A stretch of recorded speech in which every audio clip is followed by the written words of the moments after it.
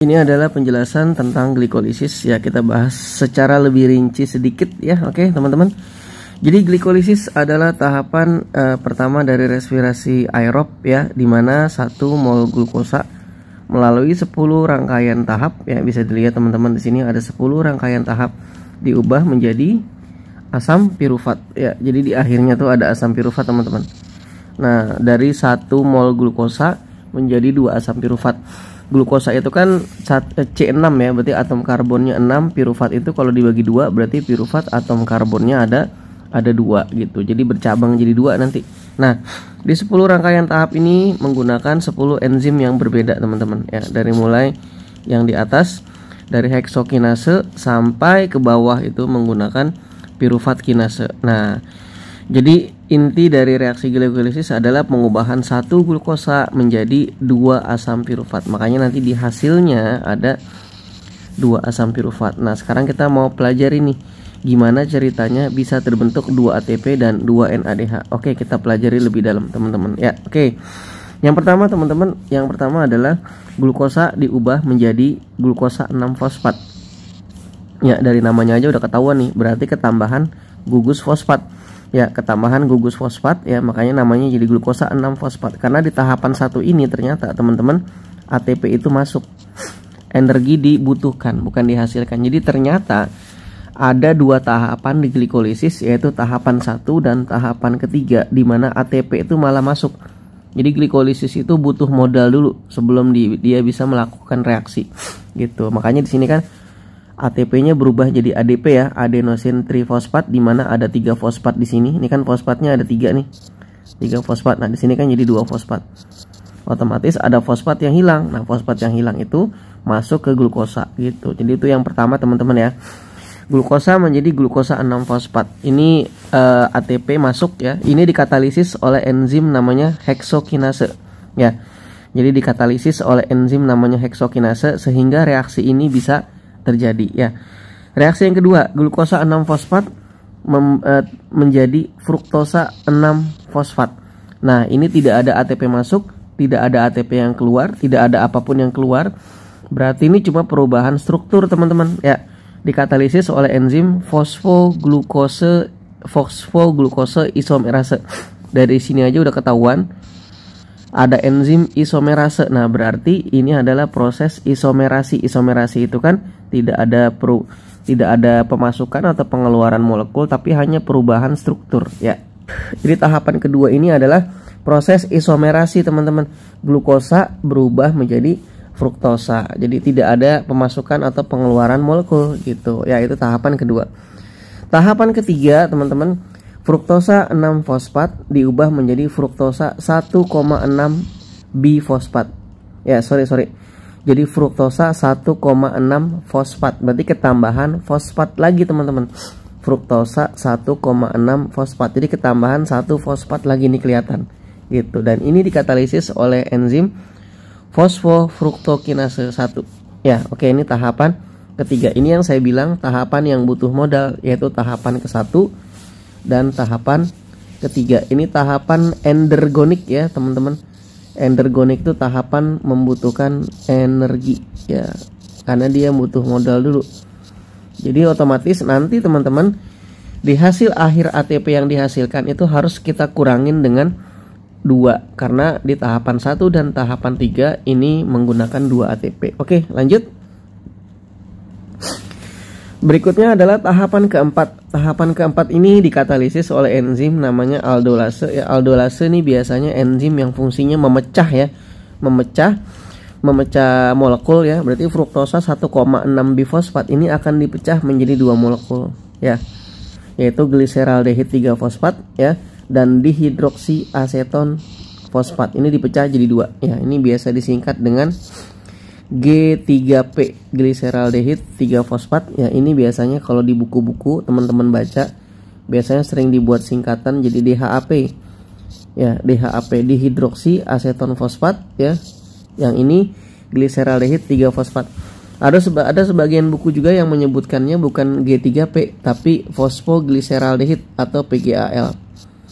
Jadi ini istilah yang sama teman-teman ya. Boleh pakai PGAL, fosfoglyceraldehyde, boleh juga pakai gliceraldehyde 3-fosfat. Jadi karena enzim aldolase ini makanya mereka menjadi dua. Jadi satu jadi DHAP, satu jadi gliceraldehyde. Tapi teman-teman, dihidroksiaseton fosfat ini teman-teman, ini tidak bisa melanjutkan reaksi sampai ke bawah. Nah, kalau dihidroksiaseton fosfat atau DHAP ini dia mau berlanjut lagi reaksinya, maka dia harus diubah menjadi gliceraldehyde 3-fosfat. Jadi sebenarnya yang bisa lanjut itu cuma G3P atau PGAL doang. Makanya kalau di sebagian buku yang teman-teman baca, biar nggak ribet gambarnya, biasanya itu nggak ada DHAP-nya langsung. Jadi DHAP-nya diganti dengan gliceraldehyde 3-fosfat langsung teman-teman. Karena dianggap DHAP nggak berlanjut, ya kan? Maka kelanjutannya adalah langsung aja bercabang 2, dibuat gliceraldehyde 3-fosfatnya jadi 2 gitu. Jadi tahapan kelima adalah pengubahan triose-fosfat isomerase. Jadi DHAP dengan G3P itu sebenarnya molekulnya sama, cuma strukturnya aja yang berbeda gitu ya. Cuma kalau dia strukturnya DHAP, dia tidak bisa melanjutkan reaksi. Oke. Jadi di sini hitungannya otomatis DHAP-nya jadi ada gliceraldehyde 3-fosfatnya teman-teman, itu jadinya ada 2 ya. Ada 2. Kenapa? Karena dihidroksiaseton fosfatnya sudah diubah menjadi G3P. Nah, itu gambarannya teman-teman. Jadi makanya langsung kita kali 2 nih, semuanya di sini jadi 2. Oke, berlanjut teman-teman. Nah, berikutnya si PGAL atau G3P yang ada 2 molekul ini adalah hasil pengubahan dari DHAP, akan berlanjut ke reaksi ke-6 ya. Reaksi ke-6 dikatalisis oleh gliceraldehyde 3-fosfat dehidrogenase. Dari namanya aja udah ketahuan ya, pembuangan atom hidrogen, pembuangan ion hidrogen. Nah, reaksi ke-6 ini menggunakan gliceraldehyde 3-fosfat dehidrogenase, otomatis ada pembuangan hidrogen. Nah, nanti di reaksi ke-6 ini karena ada pembuangan hidrogen, G3P-nya yang 2 diubah dulu ya teman-teman ya. Jadi 1,3 bifosfoglycerat. Ada 2 nih molekulnya, 2 ya teman-teman ya. Ada 2. Di reaksi ini terjadi pelepasan hidrogen sehingga terbentuklah 2 NADH. Ya, nah ini kelihatan di sini. Jadi tadi di hasil tahap akhir itu ada 2 NADH ya teman-teman ya. Jadi 2 NADH ini udah ketahuan. 2 NADH ini adalah hasil dari reaksi tahapan ke-6 gitu, dimana ketika G3P atau PGAL diubah menjadi 1,3 bifosfoglycerat, dilepaskanlah 2 NADH. Ini tahapan ke-6 teman-teman. Lanjut ke tahapan ke-7. Tahapan ke-7 ini adalah pengubahan 1,3 bifosfoglycerat menjadi 3 fosfoglycerat. Nah, ini teman-teman. Ingat ya, molekulnya masih 2 ya, ini 2 semua nih. Nah, 3 fosfoglycerat tahapan ke-7 ini dikatalisis oleh enzim fosfoglycerat kinase. Nah, disinilah terjadi proses fosforilasi. Jadi disinilah terbentuk ATP teman-teman. Ini ADP masuk ya, ADP masuk, ATP keluar. Jadi ATP itu dia terbentuk ya, terbentuk. Berarti di sini terjadi pelepasan energi gitu kan. Di atas bifosfoglycerat ini ya, di tahapan ke-7 ini dia ngeluarin fosfat malah nih. Akhirnya terbentuklah 2 ATP. Ya, oke. Jadi udah terbentuk nih 2 ATP. Lanjut reaksi ke-7, reaksi ke-8 sekarang teman-teman. 3 fosfoglycerat diubah menjadi 2 fosfoglycerat. Ini sama atomnya 2 juga ya, 2. Ada 2 molekul ya. Di tahapan ke-8 ini menggunakan enzim fosfoglyceromutase. Ya, oke. Jadi di tahapan ke-8 ya tidak ada penambahan dan tidak ada pengurangan juga teman-teman. Nah, berarti kemungkinan ini adalah reaksi isomerasi. Jadi perubahan struktur aja gitu ya. Lanjut di tahapan ke-9 menggunakan enzim enolase, dikatalisis oleh enolase ya. Tahapan ke-9 sehingga terbentuklah 2 fosfenol pirufat ya, orang biasa nyebut dengan sebutan PEP. Ya. Fosfenol pirufat ya, biasanya disingkat dengan PEP. Di tahapan ke-9 ini menggunakan enzim enolase ya.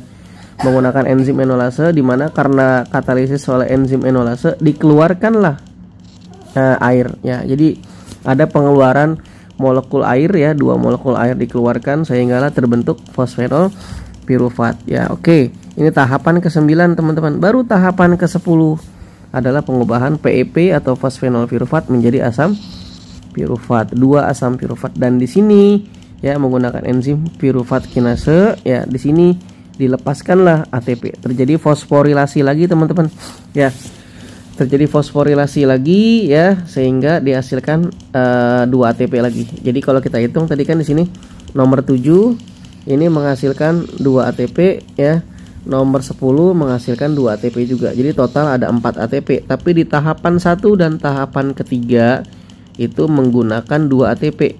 Ya, jadi tahapan ulang ya, tahapan 7 dan 10 itu menghasilkan eksergonik ya. Ini melepaskan 4 ATP. Tadi di tahapan 1 dan 3 endergonik ya, ini menggunakan ATP, maka 4 dikurang 2, makanya bersihnya jadi 2 ATP. Nah gitu teman-teman. Reaksi glikolisis ini terjadinya di sitosol teman-teman ya. Sitosol itu berarti dia belum masuk ke mitokondria. Jadi kalau ditanya sebenarnya reaksi glikolisis ini adalah reaksi yang anaerob, dia tidak menggunakan oksigen. Ya, ini reaksi yang anaerob, dimana reaksi ini tidak menggunakan oksigen teman-teman ya. Karena glikolisis ini akan berlanjut ke fermentasi ketika kondisinya tidak ada oksigen. Jadi ketika kondisi sel kita kekurangan oksigen, maka glikolisis ini akan berlanjut masuk ke siklus fermentasi alkohol atau masuk ke fermentasi asam laktat. Nah, kalau kondisinya ada oksigen, maka pirufat ini akan masuk ke mitokondria. Jadi kalau kondisinya ada oksigen, pirufat ini akan masuk ke mitokondria gitu ya, kalau ada oksigen ya. Tapi kalau tidak ada oksigen, pirufat ini akan masuk ke proses fermentasi. Jadi sejarahnya bisa 2 nanti. Ini kalau oksigennya tidak ada teman-teman ya. Oke. Kalau seandainya oksigennya nggak ada, ini akan berlanjut ke fermentasi. Tapi kalau oksigennya ada, dia akan berlanjut masuk ke tahapan dekarboksilasi oksidatif di matriks mitokondria. Dia akan berlanjut ke siklus Krebs di matriks mitokondria, dan dia akan berlanjut di transfer elektron di krista mitokondria. Jadi kelanjutannya gitu. Jadi glikolisis ini adalah awal dari respirasi anaerob atau awal dari respirasi aerob. Tapi kalau ditanya ini menggunakan oksigen atau tidak? Tidak. Jadi glikolisis ini tahapan di mana tidak menggunakan oksigen, dan ini terjadinya di sitosol ya. Sitosol itu cairan yang ada di dalam sel gitu. Cairan yang ada di dalam sel ya, di luar organel, di luar mitokondria. Oke gitu teman-teman untuk penjelasan tentang glikolisis ya. Berarti kalau kita bagi 2, berarti ini glikolisis ini kita bagi 2 ya teman-teman ya. Kita bagi 2, sekilas penjelasannya lagi kita bahas ya. Jadi glikolisis ini ternyata reaksi di atas itu adalah reaksi di mana dibutuhkan ATP. Jadi ini yang kita bagi 2, ini reaksi di atas nih. Ini adalah reaksi yang endergonik ya. Endergonik itu artinya membutuhkan energi ya. Endergonik ya, di mana dibutuhkan 2 ya. Di bawah ini ya, kalau kita bagi lagi, yang di bawah adalah reaksi yang eksergonik ya. Ini reaksi yang eksergonik. Di mana dihasilkan 4 ATP. Jadi penggambarannya gitu kira-kira teman-teman. Oke, semoga bisa terbantu ya tentang glikolisis ya. Terima kasih. Oke, assalamualaikum warahmatullahi wabarakatuh.